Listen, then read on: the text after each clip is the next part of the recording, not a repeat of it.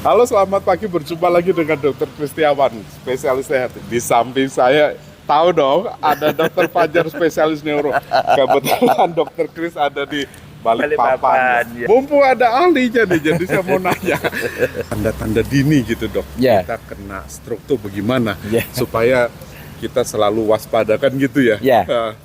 Tanda-tanda atau gejala awal, gejala dini yang harus diperhatikan sebetulnya kita bisa melihat dari bahasa tubuh kita. Salah satunya yang paling gampang, orang itu ingatnya kan P3. P3 itu pelo, perot, sama parese. Parese itu artinya lumpuh. Nah, 3 ini adalah gejala awal yang orang sudah paham ini sebetulnya stroke. Tetapi yang harus diingat bukan P3 saja, Dok. Ada gejala lain yang orang mengiranya itu adalah sesuatu yang bukan stroke. Contoh misalnya di bidang THT juga adanya vertigo. Ya, orang pusing biasa ini.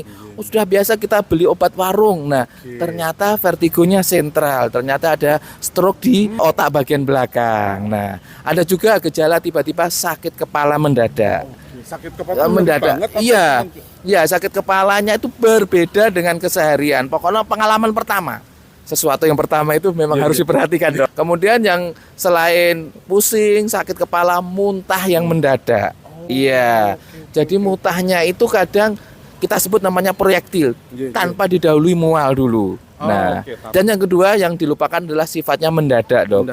Yang sesuatu mendadak itu harus kita perhatikan. Kalau pakai singkatan dari luar negeri namanya FAST ya. FAST itu atau ditambahi sekarang BIFAST. Nah, balancing sama I. Balancing tadi ya antara vertigo sama sakit kepala dan gangguan mata. Ya, jadi kalau BIFAST, E-nya tuh I, jadi tiba-tiba matanya kabur. Ingat itu ada stroke di mata. Jadi dari definisi AHASA selain di otak, sekarang ditambah dengan stroke di mata sama stroke di spinal atau di tulang belakang. Definisinya diperluas, Dok. Nah, ini ada satu trik ini ya yang sudah saya share ke jutaan viewers itu, yaitu bagaimana kita bisa mendeteksi dengan satu gerakan yang itu bisa kita praktekkan. Kita begini ya, kita begini, kemudian tutup mata selama 30 detik. Ya. Kemudian setelah ini kita perhatikan gerakan tangan kita.